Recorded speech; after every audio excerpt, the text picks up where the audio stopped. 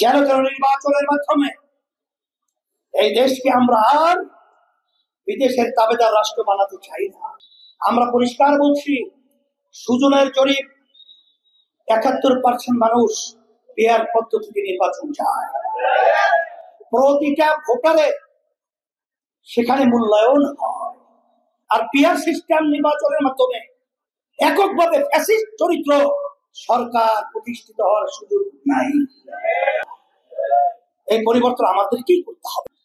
বর্তমান অন্তর্বর্তীকালীন সরকার তারা কিন্তু গণ অভ্যুত্থানের ফসল আমাদেরকে মাস্তানের ভয় দেখিয়ে, আমাদের গুন্ডার তাণ্ডব দেখিয়ে আমাদেরকে আওয়াজ বন্ধ করবে, তোমরা ভুল করেছ। এখন রাস্তার মধ্যে সেই চূড়াই যোদ্ধারা মাঠে মাথা উঁচু করে দাঁড়িয়ে আছে। আপনাদের পিছনে ইতিহাস তাকিয়ে দেখেন, আপনাদের দেশ পরিচালনায় সুন্দর দেশকে একবার দুইবার নয়, তাম দুনিয়ার ভিতরে 5 বার চোরের দিক থেকে আপনারা ফার্স্ট বানিয়েছেন। আপনাদের চেহারা আয়নার দিকে তাকিয়ে আপনারা নিজেকে নিজে প্রশ্ন করে দেখেন, আপনাদের পরিচালনায় এই দেশের ভিতরে হাজার হাজার মায়ের কোন সন্তান হারা হয়েছে। আপনাদের পরিচালনায় এই দেশ থেকে লক্ষ লক্ষ কোটি কোটি 24 লক্ষ কোটি টাকার উপরে এদেশ থেকে বিদেশে পাচার হয়েছে। আপনাদের পরিচালনায় এই দেশের মধ্যে আইয়ামে জাহিলিয়াতের সেই ইতিহাসকে হার বানিয়ে আপনারা আয়না ঘরের মতো সেই মানুষ আশরাফুল মাখলুকাতকে কষ্ট দেওয়ার জন্য আপনারা বিভিন্ন ধরনের তাণ্ডব পরিচালনা করেছেন। অন্তর্বর্তীকালীন সরকারে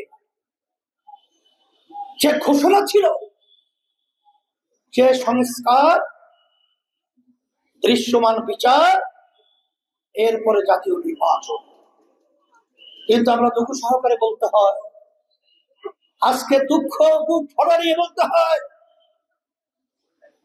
যে আজকে আপনি যে নির্বাচনের ঘোষণা করেছেন এখন পর্যন্ত সেই লেভেল প্লেইং ফিল্ড এখনো কিন্তু তৈরি হয় নাই, এখনো সংস্কার হয় নাই, এখনো বিচার দৃশ্যমান হয় নাই।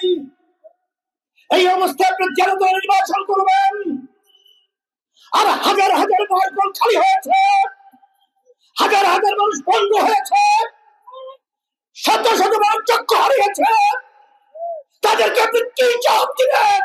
চোখ ঠিক করে নির্বাচনের দাবি করবেন।